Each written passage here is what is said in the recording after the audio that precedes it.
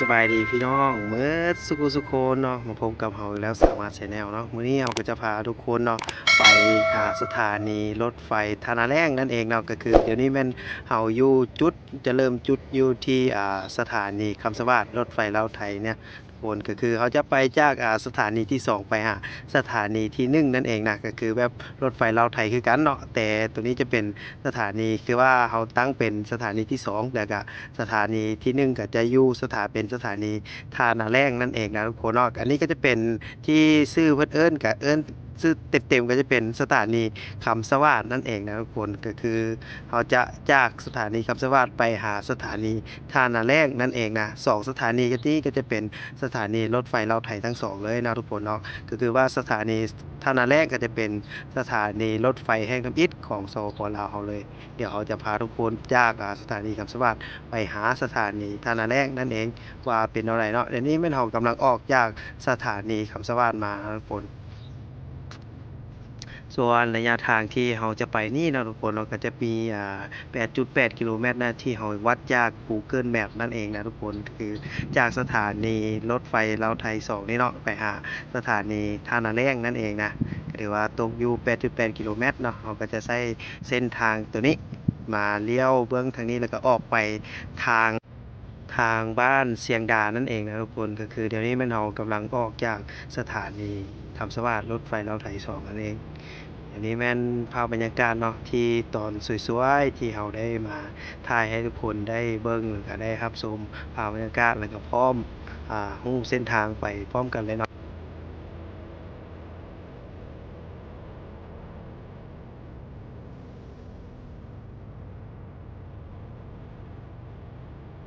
บ่อนนี้ก็จะเป็นบ่อนที่เขาจะได้เลี้ยวนะทุกคนเนาะก็คือเขาจะเลี้ยวเบื้องซ้ายมือเนาะไปทางบ้านเสียงดานั่นเองนะก็คือเดี๋ยวนี้แม่นเฮายังอยู่บ้านคำสวัสดิ์อยู่นะทุกคนเนาะบ้านคำสวัสดิ์จะตั้งอยู่เมืองไสเสถาเนาะนครหลวงเวียงจันทน์นั่นเองนะทุกคนก็คือเขาจะไปหาสถานีท่าแรงแม่นเฮาออกจากอ่าสถานีคำสวัสดิ์แม่นเฮาออกมานี้เนาะแล้วเขาก็จะเลี้ยวเบื้องซ้ายมือนั่นเองนะแล้วก็ไปซื่อๆเนาะ จนกว่าฮอดมีจุดตัดจุดอยู่ไสนั้นเดี๋ยวว่าสิอธิบายให้ทุกคนได้รู้แล้วก็ได้เห็นนำกันเนาะว่าสิได้เลี้ยวไปทางใดแน่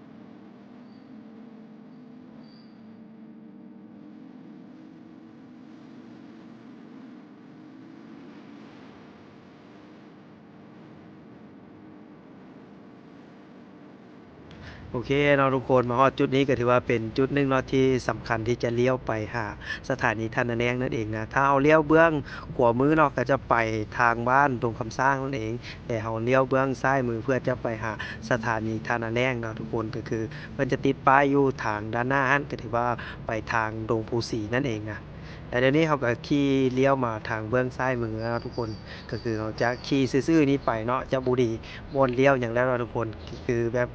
จะไปจนกลัวฮอดพุ่นแหละเนาะเขาก็สิอธิบายเป็นจุดเป็นจุดไปเพื่อให้ทุกคนได้เข้าใจแล้วก็ได้รู้เส้นทางไปพร้อมกันแล้วก็เบิ่งภาพบรรยากาศในขอบเขตบริเวณนี้นั่นเองนะว่าเป็นแนวใดเนาะส่วนหลักๆเลยอยู่ในเขตนี้เพิ่นก็ใช้โซลาร์เซลล์เนาะเป็นตัวที่เฮ็ดให้ไฟเยืองทางนั่นเองนะทุกคนนี่ก็ถือว่าเป็นโซลาร์เซลล์ก็คือเป็นพลังงานที่ประหยัดเนาะใช้พลังงานแสงอาทิตย์เป็นตัวชักนำมาเนาะแล้วก็ผลิตเป็น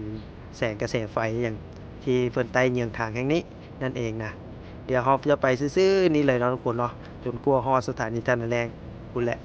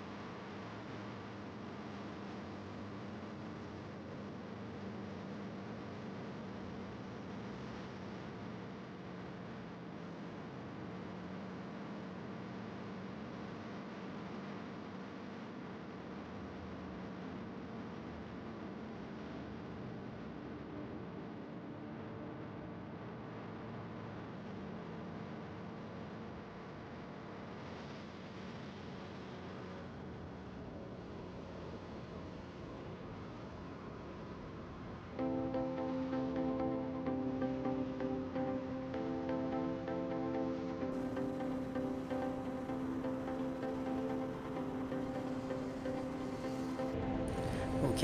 มาฮอดจุดนี้ก็ถือว่าเฮากลับมาไกลพอสมควรแล้วนะทุกคนก็คือใกล้จะฮอดแล้วเนาะทุกคนเนาะอยู่เลี้ยวทางนี้น้อยหนึงก็ถือว่าจะฮอดสถานีท่านาแรงรถไฟลาวไทยแล้วนะทุกคนก็คือ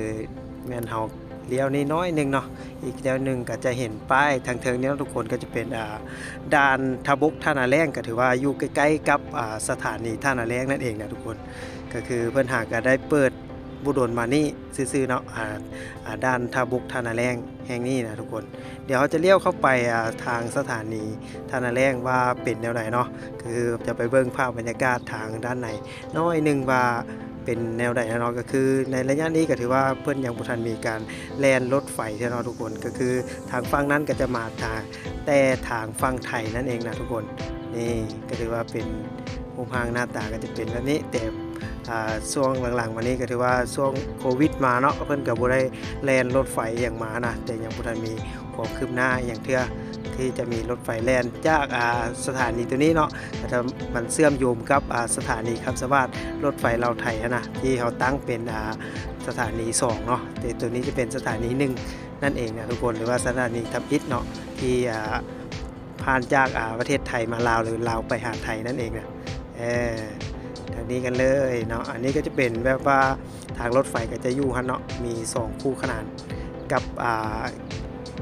ท่าบกท่านาแรงนั่นเองนะทุกคนแล้วมันก็คู่ขนานกับเส้นทางรถไฟลาวจีนเลยนะทุกคนตึกสีขาวๆนะทุกคนก็คือแบบเป็นตึกที่สร้างเวียงจันทร์ใต้นะที่เส้นทางรถไฟลาวจีนมาสิ้นสุดอยู่ในนครหลวงเวียงจันทร์ก็ถือว่าอยู่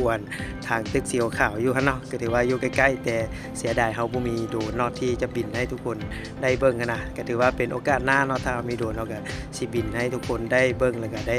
เห็นภาพมุมสูงน้ำกันเนาะแต่มื้อนี้ก็เบิ่งแต่เท่านี้ไปก่อนเนาะทุกคนก็คือแบบเอาพาทุกคนจาก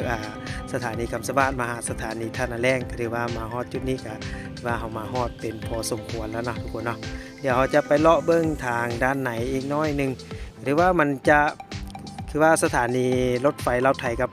สถานีรถไฟลาวจีนก็ถือว่าอยู่ใกล้ๆกันเนาะแต่มันบ่ได้เชื่อมโยงกันเนาะทุกคนก็คือว่าเพิ่นจะมีแผนไว้ว่า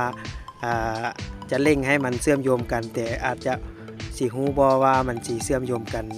ในมื้อใดหรือว่าสิเกิดขึ้นแท้บ่เนาะทุกคนอันนั้นก็จะเป็นเรื่องอนาคตข้างหน้าเนาะเราจะมาเบิ่งกันอีกเทื่อนึงสถานีรถไฟลาวไทยก็ถือว่าเป็นสถานีทำอิฐเนาะอยู่นี้เนาะก็จะเป็นสถานีท่านาแรงนั่นเองนะแล้วก็รถแล่นไปมาๆนี่จะเป็นบ่อนทางนี้นะทุกคนเนาะเป็นด้านสากลเนาะท่าบุกท่านาแรงก็ถือว่าคู่ขนานกับทางรถไฟตัวนี้เลยเนาะทางรถไฟลาวไทยตัวนี้เลยก็ถือว่ารูปร่างหน้าตาก็จะเป็นแบบนี้เนาะจะแบบบ่มีโบสู้มีพนักงานนี่อย่างแล้วก็ถือว่าเพิ่นได้ปิดให้บริการเด้แต่ช่วงนี้ซื่อๆเนาะแต่อาจถ้ามาเปิดใหม่ก็อาจจะมีคนมาย่องมายามหรือว่าเป็นผู้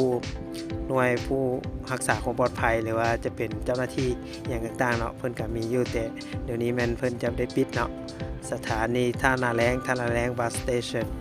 นี่เนาะก็ถือว่ามีคนเพิ่นก็มาถ่ายรูปเนาะแต่เฮาก็มาถ่ายให้ทุกคนได้เบิ่งภาพบรรยากาศเนาะโดนเราบ่ได้มานะสถานีท่านาแรงแห่งนี้นั่นเองทางนี้ก็จะเงียบไปเมิดล่ะโอเคแล้วทุกคนมาฮอดระยะนี้ก็ถือว่าบ่มากก็พาทุกคนมาจากสถานีคำสวัสดิ์มาหาสถานีท่านาแรงเป็นที่เรียบร้อยแล้วทุกคนเนาะกับคลิปนี้ก็บ่ได้มีอย่างไรเนาะมีแต่พาทุกคนเลาะเบิ่งภาพบรรยากาศเกี่ยวแต่ละเส้นทางเนาะที่มาฮอดระยะนี้แล้วก็มาเบิ่งรูปร่างหน้าตาสถานีท่านาแรงว่าเป็นแนวใดเนาะมีความคืบหน้าเป็นแนวใดแล้วนะสำหรับคลิปนี้ประมาณก็จะได้อำลาทุกคนไปก่อนเนาะฝากทุกคนกดไลค์กดแชร์ประมาณเด้อสำหรับคลิปนี้ก็บ๊ายบาย